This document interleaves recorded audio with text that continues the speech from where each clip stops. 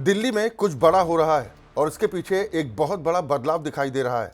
संसद का मानसून सत्र अभी शुरू भी नहीं हुआ, लेकिन सत्ता और विपक्ष की तस्वीर बदलनी शुरू हो चुकी है। डीएमके अलग राह पर है, टीएमसी में खींचतान है और कांग्रेस के सामने नए सवाल खड़े हो रहे हैं। दूसरी तरफ बीजेपी ऐसी स्थिति में पहुंचती दिखाई दे रही है जहां बिना चुनाव कराए भी उसकी संसदीय ताकत बढ़ सकती है। आखिर ये पूरा खेल है क्या और इसका सबसे बड़ा राजनीतिक फायदा किसे मिलने वाला है?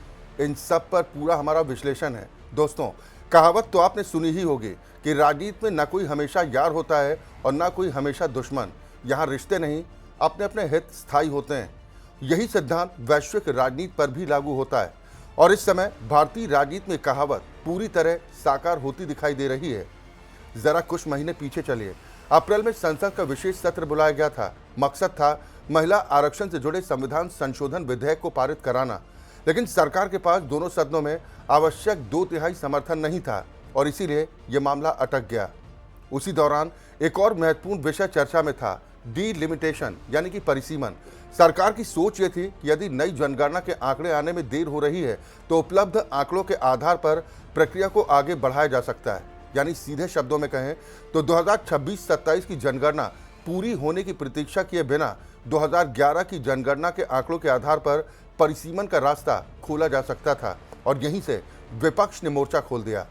कांग्रेस तो विरोध में थी ही, लगभग पूरा विपक्ष उसके साथ खड़ा दिखाई दिया। लेकिन सबसे अधिक बेचैनी दक्षिण भारत के राज्यों में दिखी और उनमें भी डीएमके ने विरोध की कमान अपने हाथ में ले ली। और अब दिलचस्प बात देखिए, अप्रैल की राजनीति और जुलाई की राजनीति के बीच अब सिर्फ कुछ महीनों का अंतर है, लेकिन तस्वीर ऐसी बदल रही है जैसे किसी ने पूरा मंच ही बदल दिया हो। सबसे पहले राज्यसभा की बात करते हैं। वहां भारतीय जनता पार्टी अकेले बहुमत की चौखट के काफी करीब पहुंचती दिखाई दे रही है, तो दूसरी तरफ एनडीए का आंकड़ा भी 2/3 बहुमत की दिशा में बढ़ता नजर आ रहा है। हाल के दिनों में आम आदमी पार्टी के 7 राज्यसभा सदस्य बीजेपी का झंडा थाम चुके हैं।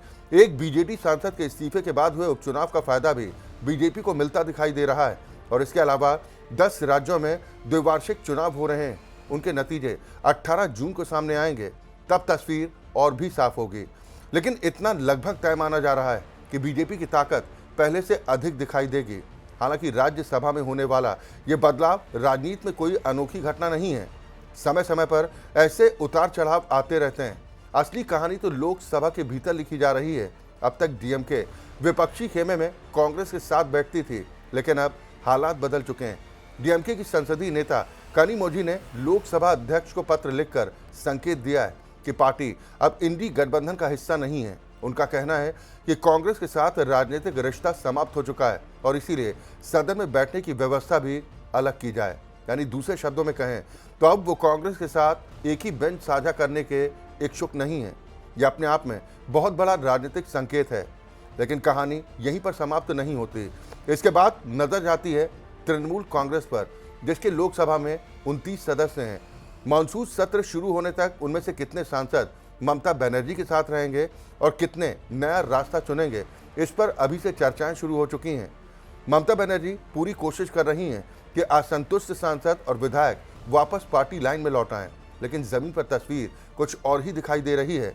राजनीतिक गलियारों में ये लगभग तय माना जा रहा है कि तृणमूल कांग्रेस के संसदीय दल में दरार पड़ सकती है। यानी एक तरफ टीएमसी के भीतर उठता असंतोष और दूसरी तरफ डीएमके का कांग्रेस से दूरी बनाना, दोनों घटनाएं विपक्षी राजनीति की दिशा बदलने वाली साबित हो सकती हैं। लेकिन इससे भी बड़ी खबर इन घटनाओं के पीछे छिपे सत्ता समीकरण। अब ऐसी संभावना जताई जा रही है कि सदन में डीएमके कई मौकों पर सत्तारूढ़ गठबंधन की राह आसान कर सकती है। ये मदद सीधे समर्थन के रूप में भी हो सकती है और जरूरत पड़ने पर मतदान से दूरी बनाकर भी दी जा सकती है। कम से कम इतना तो साफ दिखाई दे रहा है कि जिन मुद्दों पर कांग्रेस सरकार का विरोध करेगी, उन पर डीएमके का रुख कांग्रेस से अलग रहने वाला है और यहीं से पूरी राजनीतिक बिसात बदलती नजर आती है। दिलचस्प बात यह है कि कांग्रेस ने अब अपने नए साथी के रूप में टीवीके को साथ लिया है। टीवीके यानी विजय की पार्टी। अभी उसके पास न लोकसभा में कोई सांसद है और न ही राज्यसभा में कोई सदस्य है, लेकिन तमिलनाडु में एक सीट पर होने वाले उपचुनाव में टीवीके ने कांग्रेस को समर्थन देने का फैसला किया है। कांग्रेस ने अपने रणनीतिकार प्रवीण चक्रवर्ती को उम्मीदवार बनाया है, लेकिन इस फैसले ने नया विवाद भी खड़ा कर दिया है। सीपीएम ने नाराजगी जताते हुए कहा कि उनसे इस विषय पर कोई चर्चा तक नहीं की गई। अब देखना यह होगा आगे बातचीत आखिर किस दिशा में जाती है। अगर तमिलनाडु में होने वाले इस उपचुनाव में डीएमके, अन्ना डीएमके, बीजेपी और डीएमके के सहयोगी दल अलग रुख अपनाते हैं तो कांग्रेस के लिए स्थिति असहज हो सकती है। फिलहाल ये सब संभावनाओं के दायरे में, लेकिन इतना स्पष्ट है कि संसद के आगामी सत्र में सत्ता पक्ष और विपक्ष के बीच जो साफ साफ विभाजन रेखा दिखाई दे रही थी वो पहले जैसे स्पष्ट नहीं रहने वाली। कुछ दल ऐसे होंगे जो सरकार के साथ भी नहीं होंगे और सरकार के खिलाफ भी पूरी ताकत से नहीं खड़े होंगे, लेकिन वो कांग्रेस के साथ भी खड़े दिखाई नहीं देंगे और यहीं से राजनीति का असली गणित शुरू होता है।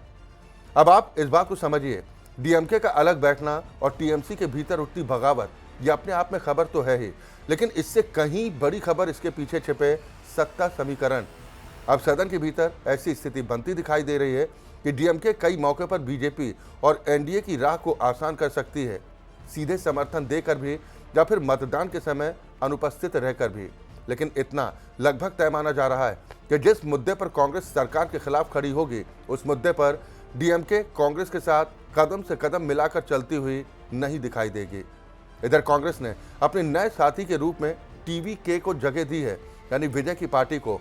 अभी ना उसके पास लोकसभा में कोई सदस्य है और ना ही राज्यसभा में, लेकिन तमिलनाडु में राज्यसभा की एक सीट पर होने वाले उपचुनाव में टीवीके ने कांग्रेस को समर्थन देने का फैसला किया है। कांग्रेस ने अपने रणनीतिकार प्रवीण चक्रवर्ती को उम्मीदवार बनाया है और यहीं से नया विवाद भी शुरू हो गया। सीपीएम ने नाराजगी जाहिर करते हुए कहा कि उनसे तो इस फैसले पर कोई चर्चा तक नहीं की गई। अब ये चुनाव किस दिशा में जाएगा ये आगे होने वाली बातचीत पर निर्भर करेगा, लेकिन अगर तमिलनाडु के इस उपचुनाव में डीएमके, अन्ना डीएमके, बीजेपी और डीएमके के कुछ सहयोगी दल कांग्रेस उम्मीदवार के समर्थन में नहीं आते तो कांग्रेस के लिए ये एक असहज स्थिति बन सकती है। फिलहाल ये सब संभावनाओं का खेल है, लेकिन इतना साफ दिखाई दे रहा है कि लोकसभा में सत्ता पक्ष और विपक्ष के बीच जो एक मोटी और स्पष्ट रेखा हुआ करती थी वो अब धुंधली पड़ती जा रही है। कुछ दल ऐसे हैं जो सरकार के साथ पूरी तरह नहीं है, लेकिन सरकार के विरोध में भी पूरी ताकत से नहीं खड़े हैं। और सबसे महत्वपूर्ण बात यह है कि वो कांग्रेस के साथ भी खड़े दिखाई नहीं दे रहे। यहीं से राजनीति का असली अंक गणित शुरू होता है। अब सवाल उठता है, इससे फायदा किसे होगा? और जवाब है, सबसे बड़ा फायदा भारतीय जनता पार्टी को, क्योंकि संसद में किसी भी सरकार की सबसे बड़ी ताकत सिर्फ उसके सांसदों की संख्या नहीं होती, बल्कि विपक्ष की एकजुटता भी होती। और जब विपक्ष ही बिखरने लगे तो सत्ता पक्ष की ताकत अपने आप बढ़ जाती। यही वजह है कि अब ये संभावना पहले से कहीं ज़्यादा मजबूत दिखाई दे रही है कि मॉनसून सत्र में बीजेपी एक बार फिर डीलिमिटेशन से जुड़ा विधेयक लेकर आ सकती है। याद कीजिए, डीलिमिटेशन वाला विधेयक कोई संविधान संशोधन विधेयक नहीं है और इसीलिए उसे पारित कराने के लिए 2/3 बहुमत की जरूरत नहीं पड़ती। सामान्य बहुमत ही पर्याप्त होता है। यानी सीधे शब्दों में कहें तो इन दलों का रुख पहले जैसा भी रहता तब भी ये विधेयक पास हो सकता था, लेकिन अब स्थिति और अधिक अनुकूल होती दिखाई दे रही है, क्योंकि बीजेपी यदि नया मसौदा लेकर आती है तो उसमें दक्षिण भारत के राज्यों की चिंताओं को शामिल कर सकती है। जो आश्वासन पहले केवल भाषणों और प्रेस कॉन्फ्रेंस तक सीमित था वो अब विधेयक के प्रावधानों का हिस्सा भी बन सकता है। संभव है यह स्पष्ट रूप से लिखा जाए कि परिसीमन के बाद दक्षिण भारत के राज्यों की सीटों में भी पर्याप्त वृद्धि सुनिश्चित की जाएगी ताकि जनसंख्या नियंत्रण में सफल राज्यों को नुकसान न उठाना पड़े। याद कीजिए, उस समय गृह मंत्री अमित शाह भी यही कह रहे थे कि सरकार को कुछ समय दिया जाए, वो ऐसा प्रारूप ला सकती है जिसमें दक्षिण भारत की चिंताओं को लिखित रूप में शामिल किया जाए। लेकिन उस समय कांग्रेस के साथ खड़े विपक्षी दलों ने इस दिशा में आगे बढ़ने की इच्छा नहीं दिखाई। अब परिस्थितियां बदल चुकी हैं। दक्षिण भारत के कई दलों को यह एहसास हो रहा है कि यदि डीलिमिटेशन होना ही है तो बाहर बैठकर विरोध करने के बजाय अपनी शर्तों को शामिल कराना ज़्यादा समझदारी भरा सौदा होगा, क्योंकि यदि बीजेपी अपने दम पर या अन्य सहयोगियों के समर्थन से विधेयक को पारित करा देती है तो फिर उसके ऊपर किसी विशेष आश्वासन को शामिल करने का दबाव भी कम हो जाएगा। और ऐसी स्थिति में दक्षिण भारत के राज्यों को जितनी सीटें बढ़ने की उम्मीद है उससे कम बढ़ सकती हैं, या फिर राजनीतिक प्रभाव उतना नहीं बढ़ पाएगा जितनी अपेक्षा की जा रही है। और यही कारण है कि बीजेपी के साथ संवाद बनाए रखने में डीएमके और कुछ अन्य दक्षिण भारतीय दल अपना हित देख रहे हैं। और यही सबसे बड़ी राजनीतिक मुश्किल कांग्रेस के सामने खड़ी होती दिखाई दे रही है, क्योंकि कांग्रेस आज दक्षिण भारत के 3 महत्वपूर्ण राज्यों कर्नाटक, तेलंगाना और केरल में सत्ता में। अब प्रश्न ये है कि डीलिमिटेशन के नए प्रस्ताव पर कांग्रेस का क्या रुख होगा। यदि वो समर्थन करती है तो उसे अपने पुराने विरोध की सफाई देनी पड़ेगी, और यदि विरोध करती है तो दक्षिण भारत के मतदाताओं को संदेश जा सकता है कि वो उनके प्रतिनिधित्व में संभावित वृद्धि के रास्ते में खड़ी। यानी स्थिति ऐसी बन गई जहां कांग्रेस के लिए दोनों रास्तों पर राजनीतिक जोखिम मौजूद है, और राजनीति में कई बार सबसे कठिन स्थिति वही होती है जब जीतने का रास्ता नहीं, केवल नुकसान कम करने का ही रास्ता बचता है। तो कुल मिलाकर तस्वीर यही बनती दिखाई दे रही है कि संसद के भीतर सत्ता पक्ष और विपक्ष के बीच का पुराना समीकरण तेजी से बदल रहा है, और इसका सबसे बड़ा लाभ भारतीय जनता पार्टी को मिलता दिखाई दे रहा है। कांग्रेस के लिए स्थिति लगातार जटिल होती जा रही है, जबकि बीजेपी के लिए संसदीय रास्ते पहले की तुलना में कहीं अधिक सहज होते नजर आ रहे हैं। और यही वजह है कि बिना लोकसभा चुनाव कराए, बिना मध्यावधि चुनाव की चर्चा हुए बीजेपी सदन के भीतर पहले से ज्यादा प्रभावशाली स्थिति में पहुंचती दिखाई दे रही है। बल्कि यदि अप्रैल और जुलाई की तुलना की जाए तो मानसून सत्र शुरू होने तक बीजेपी की संसदीय ताकत पहले से कहीं ज्यादा मजबूत नजर आ सकती है। अब किसी विधेयक को पारित कराने के लिए उसे पहले जैसी कठिनाइयों का सामना नहीं करना पड़ेगा, और कांग्रेस के लिए सरकार के विधायी एजेंडे को रोकना लगभग नामुमकिन जैसा कार्य बन सकता है। सबसे दिलचस्प बात यह है कि इन कुछ महीनों में कोई बड़ा चुनाव नहीं हुआ, कोई बड़ी राजनीतिक क्रांति नहीं हुई। दक्षिण भारत में कांग्रेस को कोई भारी पराजय भी नहीं मिली। तमिलनाडु में कांग्रेस को लोकसभा चुनाव में 5 सीटें मिली थीं, केरल में वर्षों बाद सत्ता मिली, और दक्षिण भारत में उसका राजनीतिक आधार पहले की तुलना में बेहतर माना जा रहा है। लेकिन राजनीति केवल चुनावी नतीजों से नहीं चलती।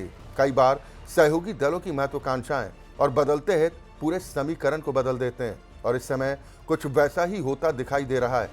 यदि कांग्रेस डीलिमिटेशन के नए प्रस्ताव का विरोध करती है तो दक्षिण भारत के राज्यों में उसे जवाब देना पड़ सकता है, और यदि समर्थन करती है तो उसे अपने पुराने रुख से पीछे हटना पड़ेगा। यानी राजनीतिक शतरंज की बिसात पर वो ऐसी जगह खड़ी दिखाई दे रही है जहां हर अगली चाल जोखिम से भरी। तमिलनाडु की बात करें तो वहां कोई भी प्रभावशाली क्षेत्रीय दल ये नहीं चाहेगा कि राज्य की लोकसभा सीटों की संख्या कम हो। अंततः सभी राजनीतिक दल अपने अपने राजनीतिक हितों को ध्यान में रखकर ही फैसला करेंगे, और यही कारण है कि जो दल कल तक बीजेपी के सबसे मुखर आलोचक दिखाई देते थे, वो आज कुछ मुद्दों पर बातचीत और समझौते की संभावना तलाशते नजर आ रहे हैं। राजनीति में आखिरकार विचारधारा से ज्यादा प्रभाव गणित का होता है, और सत्ता का गणित अक्सर भाषणों से नहीं, संख्याओं से तय होता है। दूसरी तरफ पश्चिम बंगाल में भी हालात तेजी से बदलते दिखाई दे रहे हैं। ममता बनर्जी और उनकी पार्टी लंबे समय तक खुद को अजेय मानती रही, लेकिन अब चुनौतियां कई दिशाओं से सामने आती दिखाई दे रही हैं। हाल के दिनों में ममता बनर्जी के एक बयान ने नया विवाद खड़ा कर दिया। उन्होंने दावा किया कि बांग्लादेश में हुई एक चर्चित घटना के बाद केंद्रीय गृह मंत्री अमित शाह ने उन्हें फोन कर कुछ महत्वपूर्ण जानकारी दी थी, और ये भी कहा था कि ये संवेदनशील मामला है, इसे सार्वजनिक नहीं किया जाना चाहिए। ये दावा खुद ममता बनर्जी ने सार्वजनिक मंच से किया, लेकिन इसके बाद राजनीतिक विवाद और बढ़ गया, क्योंकि आलोचकों का सवाल था यदि किसी विषय को राष्ट्रीय सुरक्षा या संवेदनशील जानकारी के दायरे में बताया गया था तो उसे सार्वजनिक करके आखिर किसका हित साधा गया। राजनीतिक विरोध अपनी जगह, लेकिन जब बयान सीमाओं के पार जाकर दूसरे देशों के मीडिया की सुर्खियां बनने लगे तब सवाल और भी बड़े हो जाते हैं, और यही वजह है कि इस बयान को लेकर विवाद लगातार गहराता दिखाई दे रहा है। उधर पश्चिम बंगाल में विभिन्न मामलों को लेकर जांच एजेंसियों की गतिविधियां भी काफी तेज हुई हैं। कई नेताओं पर कार्रवाई हुई, कई मामलों में कानूनी प्रक्रियाएं आगे बढ़ रही हैं। इन घटनाओं ने बंगाल की राजनीति को और अधिक उथल पुथल वाला बना दिया है। अब नजर 8 जून को होने वाली इंडी गठबंधन की बैठक पर भी रहेगी। ये बैठक कांग्रेस की ओर से बुलाई गई है, लेकिन डीएमके पहले ही संकेत दे चुकी है कि वो इसमें शामिल नहीं होगी। अब सबकी निगाह इस बात पर होगी कि और कौन कौन से दल इस बैठक से दूरी बनाते हैं और कौन कौन कांग्रेस के साथ खड़े दिखाई देते हैं। यहीं से ये भी तय होगा कि विपक्षी एकता की जो तस्वीर जनता के सामने प्रस्तुत की जाती रही है, उसकी वास्तविक स्थिति आखिर है क्या। कुल मिलाकर स्थिति यह है कि बिना चुनाव हुए, बिना सीटों की संख्या बदले सत्तारूढ़ गठबंधन की राजनीतिक ताकत बढ़ती दिखाई दे रही है, और विपक्ष का सबसे बड़ा संकट यह है कि उसकी लड़ाई अब केवल बीजेपी से नहीं बल्कि अपने ही सहयोगियों को साथ बनाए रखने की भी हो गई। इसी बीच राहुल गांधी लगातार आर्थिक संकट, जन असंतोष और सरकार के खिलाफ बढ़ते माहौल की बात करते रहे, लेकिन दूसरी तरफ जमीनी राजनीति में जो घटनाएं घट रही हैं वो एक अलग कहानी बयां करती दिखाई देती हैं। यदि सरकार के खिलाफ माहौल इतना व्यापक है तो फिर विपक्षी दलों के बीच यह अस्थिरता और बिखराव क्यों दिखाई दे रहा है। यही वो सवाल है जो आने वाले दिनों में और अधिक चर्चा का विषय बनेगा। फिलहाल सबकी नज़र मानसून सत्र पर है, क्योंकि वहां केवल विधेयकों पर बहस नहीं होगी, बल्कि ये भी तय होगा कि बदलते राजनीतिक समीकरणों में किसकी ताकत बढ़ रही है और किसकी घट रही है, और भारतीय राजनीति का अगला अध्याय किस दिशा में आगे बढ़ने वाला है। फिलहाल इस विषय पर इतना ही। अगले सेगमेंट में आपसे फिर होगी मुलाकात किसी नए राजनीतिक घटनाक्रम और नए विश्लेषण के साथ। तब तक के लिए अनुमति दीजिए। नमस्कार।